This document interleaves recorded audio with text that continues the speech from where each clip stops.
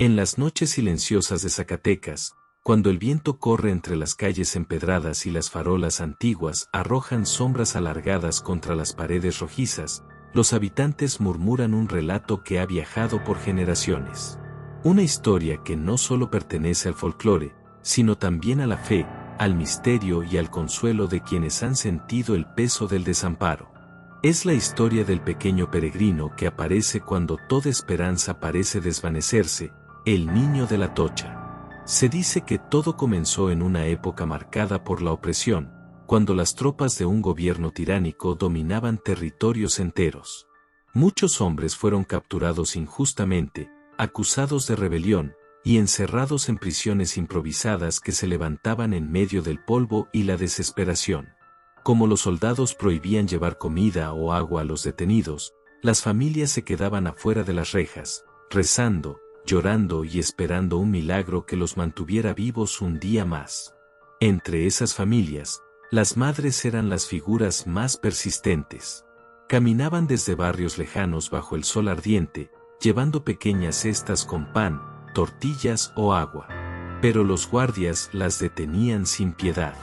Algunas eran empujadas, otras insultadas, y más de una vez los soldados destruían los alimentos con los pies, disfrutando del llanto de quienes no podían defenderse. No solo era una injusticia, era un recordatorio cruel de que, dentro de esas celdas, la vida pendía de un hilo. Fue entonces cuando las historias comenzaron. Al principio, nadie creyó en lo que decían los prisioneros. Un hombre llamado Esteban fue el primero en comentar que, al amanecer, había visto a un niño vestido como viajero. Llevaba un sombrero ancho, sandalias gastadas por el polvo del camino, un bastón de madera y una pequeña cesta en la mano. Su rostro era tranquilo, con una expresión dulce que contrastaba con la oscuridad de la prisión. Esteban aseguró que el niño se acercó sin miedo, pasando entre los barrotes como si estos no existieran, y que le ofreció pan y agua. Lo más extraño era que, después de beber, el cántaro seguía lleno. Y después de comer, la canasta permanecía igual de pesada. Nadie entendía cómo era posible. Algunos pensaron que el hambre les estaba provocando delirios, pero la historia no terminó ahí. A la mañana siguiente, otro preso afirmó haber visto al mismo niño. Luego un tercero. Y un cuarto. Al cabo de la semana, todos aseguraban que ese pequeño peregrino aparecía entre la penumbra antes de que saliera el sol. Caminaba sin hacer ruido, dejaba comida a cada uno y desaparecía sin abrir la puerta ni ser detenido por los guardias. Lo más inquietante era que los soldados juraban que no habían visto a nadie entrar. Las madres, al escuchar estos testimonios, comenzaron a buscar respuestas. Rezaban más, encendían veladoras y pasaban horas dentro de la iglesia del pueblo, suplicando por la vida de sus hijos y maridos. Un día, mientras una de ellas lloraba ante una imagen del niño Jesús vestido como pequeño caminante, de pronto levantó la mirada y sintió que algo no era normal. Esa imagen, que siempre había permanecido estática, rígida, inmóvil, ahora parecía tener las sandalias manchadas de un color oscuro, como si hubiera caminado por la tierra rojiza del pueblo. El borde de su túnica estaba ligeramente sucio y el bastón parecía más desgastado que días anteriores. Nadie sabía cómo explicarlo.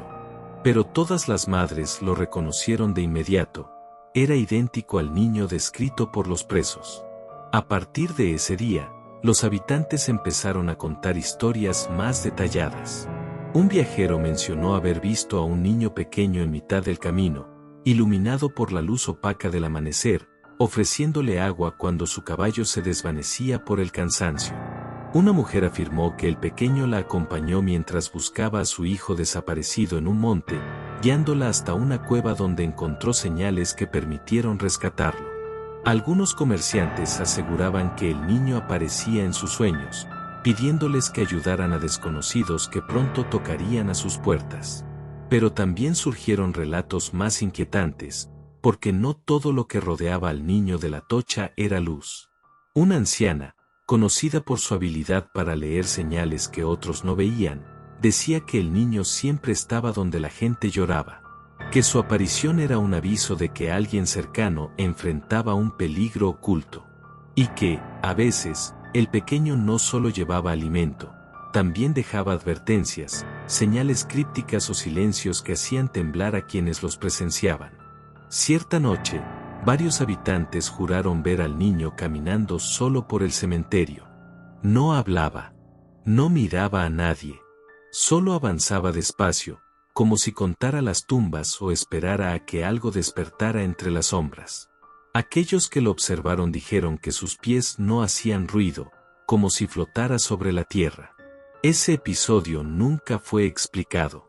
Otros afirmaban que, en ocasiones, su silueta se veía desde lejos, siempre en caminos poco transitados, la entrada de una mina, un cruce abandonado, un puente donde años antes había ocurrido una tragedia. La figura parecía observar el paisaje, y cuando alguien parpadeaba, desaparecía por completo. A pesar de estos encuentros misteriosos, la mayoría lo considera un protector. Un mensajero divino que aparece cuando la angustia supera la fuerza humana.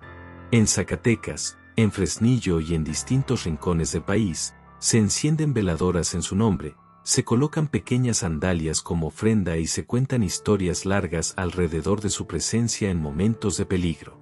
Muchos peregrinos aseguran que, cuando viajan solos por carreteras desiertas, sienten un olor suave a tierra mojada, seguido de una brisa tibia que les eriza la piel.